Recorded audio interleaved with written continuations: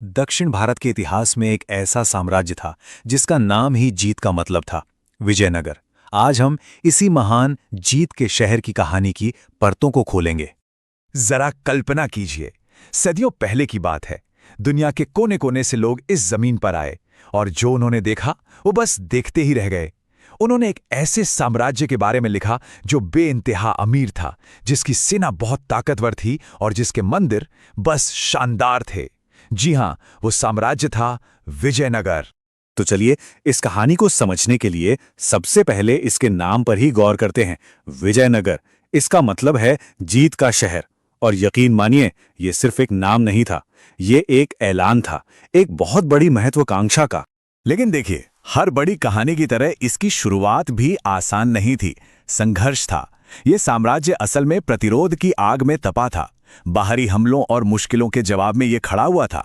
तो सवाल उठता है, आखिर ये विजयनगर साम्राज्य था क्या? सीधे शब्दों में कहें तो ये एक बहुत ही ताकतवर दक्षिण भारतीय साम्राज्य था। लगभग 1336 से 1646 तक, मतलब 300 से भी ज्यादा सालों तक इसने दक्कन के इलाके पर राज किया। और इस पूरे साम्राज्य का दिल वो थी इसकी राजधानी हम्पी। इसकी नींव रखी थी दो भाइयों ने 1336 में। नाम थे उनके हरिहर प्रथम और बुक्का राय प्रथम। देखिए, उस समय होयसल साम्राज्य का पतन हो रहा था और दिल्ली सल्तनत दक्षिण की तरफ बढ़ रही थी। तो ऐसे में इन दोनों ने मिलकर इस विस्तार को रोकने के लिए एक नए साम्राज्य की नींव डाली। इस साम्राज्य का जो लंबा इतिहास है ना, उसे 4 बड़े राजवंशों ने संवारा। सबसे पहले संगम, जिन्होंने शुरुआत की। फिर आए सालुव, जिन्होंने स्थिरता दी। उनके बाद आए तुलुव, जिनके राज में यह साम्राज्य अपने शिखर पर पहुंचा। और आखिर में थे अरविदु, जिन्होंने इसके आखिरी दिनों को देखा।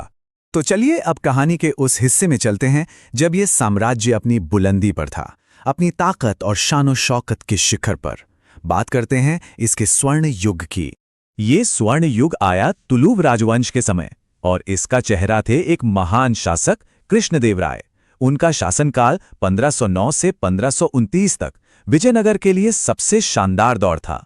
सच कहें तो उनका नाम ही विजयनगर के गोल्डन एज का दूसरा नाम बन गया। आप इनकी आर्थिक ताकत का अंदाजा नहीं लगा सकते। अविश्वसनीय थी। इनकी खेती बहुत मजबूत थी, सिंचाई के बेहतरीन तरीकों के साथ। इसी के दम पर मसालों, हीरो और यहां तक कि बाहर से मंगवाए गए घोड़ों का बहुत बड़ा व्यापार खड़ा हुआ। गोवा और कालीकट जैसे इनके बंदरगाह, वो तो इंटरनेशनल मार्केट बन चुके थे, जहां दुनिया भर के व्यापारी आते जाते थे। और जब इतना पैसा हो तो उसका नतीजा क्या होता है? खैर, यहां नतीजा था पत्थर में तराशे गए चमत्कार। हम्पी की वास्तुकला आज भी लोगों की सांसें थाम देती है। विरूपाक्ष मंदिर हो या फिर विट्ठल मंदिर, जहां वो मशहूर पत्थर का रथ है, या लोटस महल, एक से बढ़कर एक। और हां, इनकी खास बात थी संगीतमय खंबे और वो विशाल गोपुरम, मतलब मंदिरों के ऊंचे सजे धजी गेटवे। लेकिन विजयनगर की महानता सिर्फ सेना या पैसे में नहीं थी, ये सांस्कृतिक रूप से भी बहुत समृद्ध था। खुद कृष्णदेव राय साहित्य के बहुत बड़े पारखी और संरक्षक थे। उन्हें आंध्र भोज की उपाधि भी मिली थी। और तो और, उन्होंने तेलुगु साहित्य का एक मास्टरपीस अमुक्तमाल्यद भी लिखा। पर कहते हैं ना, हर सूरज को ढलना होता है। अब कहानी एक ऐसे मोड़ पर आती है, एक ऐसा नाटकीय मोड़ जहां एक लड़ाई सब कुछ बदल कर रख देने वाली थी। साम्राज्य की किस्मत का पहिया कैसे घूमा, ये देखिए।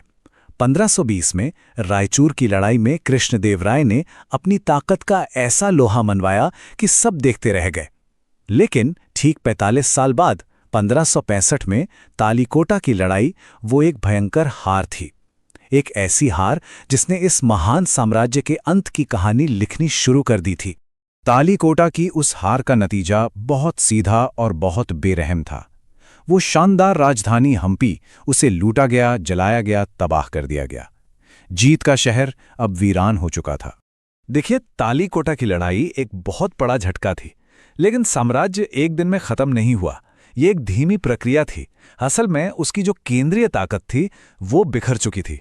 अरविदु राजवंश के समय में ये बस किसी तरह एक छोटे से रूप में जिंदा रहा, और फिर 17वीं सदी के बीच तक आते आते इसका नामो निशान मिट गया। तो फिर सवाल यह है कि जब यह साम्राज्य खत्म हो गया, तो आज हम इसकी बात क्यों कर रहे हैं? ये आज भी इतना महत्वपूर्ण क्यों है? चलिए इसके उस विरासत पर नजर डालते हैं जो आज भी जिंदा है। विजयनगर की विरासत वाकई बहुत गहरी और असरदार है। इसने बाहरी हमलों के दौर में दक्षिण भारत की कला और संस्कृति को न सिर्फ बचाया बल्कि उसे संवारा भी। मंदिर बनाने की एक ऐसी अनोखी शैली को आगे बढ़ाया जो आज भी मिसाल है। तेलुगु, कन्नड़, तमिल जैसी भाषाओं को खूब बढ़ावा दिया। और हाँ, ये नहीं भूलना चाहिए कि 300 से ज्यादा सालों तक ये एक बहुत बड़ी सैन्य और आर्थिक ताकत बना रहा। आज अगर हम हम्पी जाएं तो वहां के खंडहर यूनेस्को वर्ल्ड हेरिटेज साइट हैं।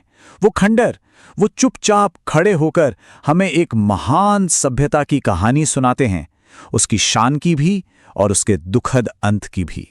तो आखिर में एक सवाल छोड़ जाते हैं, जीत के शहर की ये 300 साल की कहानी आज की दुनिया को, आज की सभ्यताओं को क्या सिखाती है? ताकत, संस्कृति और सबसे बढ़कर समय के बारे में ये हमें क्या बताती है? सोचने वाली बात है।